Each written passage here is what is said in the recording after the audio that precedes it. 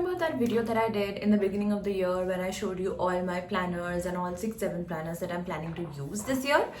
Yeah, that did not go as per plan. Hi everyone, welcome back to my channel. I'm Ahana and here we talk about all things related to stationery, planners, productivity, organization and in general trying to live your best life. And if that interests you, don't forget to hit the subscribe button. Also click the bell icon to be notified every single time I post a new video. I tried, okay? I really tried. Let me show you what worked and what didn't and why what didn't work. Does that make sense? Let's get into it. Let's start with my favorite journal of the lot, which was this beautiful Starbucks notebook, right? Starbucks and Odd Giraffe collaboration, and they're getting pretty regular with these nowadays. So I made a video on the newest Starbucks Odd Giraffe hamper that I got. If you haven't seen it, please go check it out. And you know, that also has a bunch of new notebooks. Thing is, it was too pretty to be used as like a brain dump notebook, and kind of ashamed to say that I still think that my handwriting is not good enough for this beautiful piece of work. But the girls who get it. It's too nice. It's too nice. Like I can't bring myself to write in this unless I have no other notebooks left in the house. And Blinkit is not delivering. You get it? Like I would buy a random notebook to write in if I run out of all notebooks, which is not happening in this lifetime. Maybe when my daughter starts going to school, even then I will not run out of the notebooks I currently have, and I keep buying more. I can't write in this notebook, it's too pretty. So that's that. Then we had our budget planner. The budget planner is a useful one. It's great.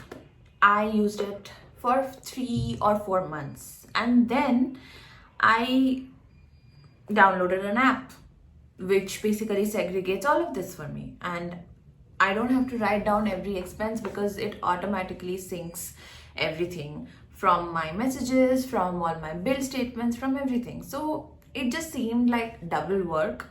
If you are somebody who does a lot of cash payments, I think a budget planner is great for you. But a part of understanding the most effective tools for planning is also to see what really does work for you, and just for the sake of it, just to like fill in a notebook. I'm not going to waste time on something that can be done in a much more fast and effective way. If you are interested to see what digital planning tools are actually helping me, then comment down below and make a video on that next for you. But yeah, for now, budget planner, not my thing. And I haven't really used too much of it. It has more than like 12 sections. So I'm thinking of giving it to my parents because they do a lot of cash transactions and they do need a budget planner. Like they write in a normal diary, but this might be useful for them. So I'm thinking of giving this one to them because I really don't see the use of it. I mean, I tried for 6 months to properly use it, but after month 3 or 4, that didn't make sense. Next up, we have our Neora Weekly meal planning. This has been very useful. I have done meal planning every week. I have done grocery lists every week. Actually, I kind of let go after a couple of weeks. The monthly section is something that does not get used much. I was using it to kind of track my weight. Maybe that's something that I will get back into, but over the last couple of months, a lot of stuff has been happening and I haven't been able to be, regular. And I'm using this mid-year point as a kind of reset to get into that, to jump into that, I was maintaining pretty good progress until end of February, and then everything just went out the window. So I still have been eating more or less healthy, but I haven't been tracking anything. So it is this is how much this gets used, because this is all my like meals that I'm having for the week, and this is the groceries that I'm ordering. So this is super helpful. But the thing is that I mostly eat the same things, and so does my husband. So we kind of don't need like every week's page. So I wouldn't say that 100% of this is used, but this is still one of the most used planners that I have. Like, it's very functional, it's great. If you're somebody who likes to switch it up every week, you would use like the full thing. But yeah, I mean, we order mostly the same groceries, we eat the same meals, so it didn't make sense to just like waste pages. But yeah, this is still very useful. I would find alternate ways to use the other pages once like mostly my meals are set. Still pretty useful. Going strong into H2. This one is my most used planner. This is my work planner. I'm obviously not going to show you what's inside, but just by the thickness of it, you can see that it is used every day. Oddly enough, what I thought was going to be my most used spread, the timed weekly section, also the monthly section, those things are not used much at all. Like, see, they're empty, the timed weekly sections, because it is quite inconvenient, I realized later, to keep turning back to this section to see your schedule for the day and then go back to the daily. Now the dailies are filled to the brim, let me tell you, but it's great because they have exactly the right amount of space that you need. Each page a day is great, and I have like priorities, affirmations, all of this. Of course I don't use that, but over there is where I write what meetings I have for the day and who I have to email and those things, right? So I don't really need the schedule section as much. And earlier I tried to do it like up until March I was using that section as well, but it got really cumbersome to keep turning it back and forth. And this is quite a bulky planner to carry, so I don't carry it into work. I use it on my work from home days mostly, and on the days I go into work I just make a simple like list on OneNote or use my like regular one of those plain simple work notebooks. But yeah, this one is definitely used every single day. The daily sections are great. I also like the year at a glance section because that's where I track the days that I've taken off, the days I want to be planning a holiday and things like that. So that is also super useful. Really helps me keep a track of all my leaves and all. And yeah, like the monthly and the weekly sections are barely used, but yeah, one page a day definitely. I think that just by trying out a couple of things, now I know what really works and what doesn't. And earlier, you know, when I used to go to work, I had a work planner, but that was like a weekly planner. And I thought, okay, fine, a weekly setup will also be used. But no, now I think about it, I actually used to write the day's things and then I had a separate notebook for what happened on that day. So now a day, a page really makes sense. That's the system that has always worked for me work-wise. So yeah, I mean, I'm actually kind of experimenting with OneNote because they are searchable and it's very difficult to search for notes obviously in a handwritten format. It's good for brainstorming and things like that, but if you are trying to take down notes, especially when you're new in a company and people are telling you a lot of information, it really helps to have things in a searchable format because the next time you want to refer to it, it's just available readily. I do have like a few page marks here and there for the important things that I know will come up later, but just, you know, for ad hoc, I think OneNote is also a great option. That is something that I'm kind of like dabbling into right now, OneNote and Notion. Notion is not allowed at work, but for personal note taking, I'm dabbling into Notion, and for work, I'm using OneNote. So I'll let you know my progress and how it goes, etc. So let me know if you're interested in seeing a video on that and make it too.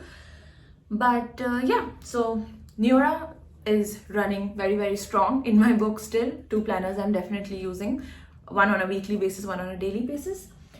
Next we come to the island of more defeated planners, because I actually owe this one an apology.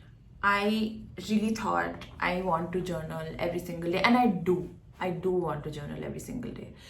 This is a beautiful journal. It is amazing. It has all the prompts, but this white page really intimidated me. Like, I did not think that whatever I have to write is worthy of this beautiful planner. And yeah, again, I got stuck in this notebook is too pretty for my handwriting trap.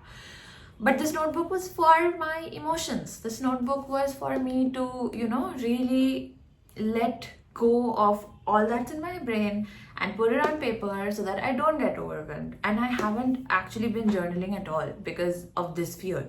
I have a separate notebook which I was using in 2023, since 2023, which is quite cute, also from Hot Giraffe, and it has my name on it, so I really like that.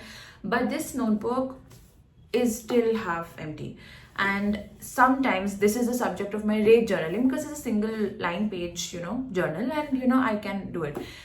And I don't know why I always think every single year that I'm going to change. I'm going to magically be a different person, because this is what works for me. I have used single ruled notebooks only as journals, which I have finished. All my finished journals are single ruled notebooks. They are not blank pages. I don't do as much art journaling as I would like, and it is not art journaling for me would be in a separate like mind space altogether. It will not be in a daily journal space at all. So someday I will not be scared of this blank notebook. And there's a self-explorational journal that she had. I have used it before, but it takes a little bit of an effort for me to like completely write on blank pages. And this is what I have been using, not every day, but this is what I have been using for like some reflections here and there, and if just something that I need to think through. But this one is also going into H2 with me, because I really want to try to answer the prompts. These prompts are very well thought of, very detailed, and I really feel that it would be super helpful if I am able to get past my fear of this blank page and just put everything down, because all the topics that are there are very relevant, very useful. So this is my plan. So I have to use this journal in H2 at least once a week. At least once a week I have to use it. So it's going with me into H2. What is not, sadly, is this one. Actually it is. I mean, this planner I thought is going to be like my personal planner. And I tried to use it up until April, okay? The thing is, this is a beautiful planner. This is amazing. It's Moleskine, it's undated. But I don't do too well with undated. I tried to use it, but I got so lazy of trying to fill in all the numbers and all the months and everything. It just seemed so much work. It's also quite big, so I like the fact that it has a lot of space. But again, like, so much space just makes me feel like, okay, I must decorate it, otherwise it will not look nice, and then I don't find so much time to decorate it. So right now I have let go of all expectations in this planner. This is mostly my brain dump notebook.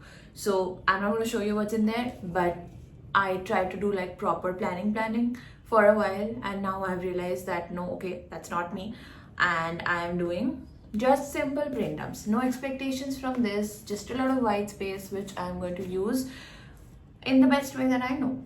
So just put whatever's in my head on paper and let's see how it goes. So these are the 6 planners that I started the year with, out of which we have labeled 2 as extremely useful, 1 as definitely has to be used now in H2, 1 as repurposed, I guess, and 1 is too pretty to write, 1 is to be given away. In the middle of all of this, I got another planner. This is a very simple, bare bones Amazon Basics 250 rupees planner. I will make a setup video of this and show you guys, because this is going to be my H2 planner. I realized that I had overburdened myself with so many plannings and so many systems and everything, and I don't know why I keep overestimating myself, because I am a working mom. I would say I have 2 full-time jobs, and I don't have so much time, and I have this passion project, YouTube, which I'm really trying hard to stay consistent on, and I don't have so much time for all of this. I need a system that works for me, not a system that I need to make work. So we live and we learn, and I mean, I don't think any notebook goes to waste, man. This entire cupboard is full of notebooks that I haven't used yet. The power of yet, ladies and gentlemen. If you've not seen the Meghan Markle video, you will not get it, but please go see it. It's very funny. Anyway, a lot of notebooks I'm yet to use, and this will add to the pile, which is okay. I'm trying to let go of the guilt. I'm just trying to find a system that works for me. So this is going into H2, and stay tuned for the next video where I set this up and I show you how I'm planning to use it. That was it, guys. That's my review of what has worked so far, what has not, what I'm taking into H2 with me, and let me know if you do this sort of a mid-year review with your systems as well, like what's working, what's not. Kind of do it like I kind of do it with habits and all also, because I think and reflect a lot on what I'm doing, what I'm not doing, things like that. So if that interests you, let me know in the comments below. And if you do something similar, let me know as well. I will see you in the next one. Bye.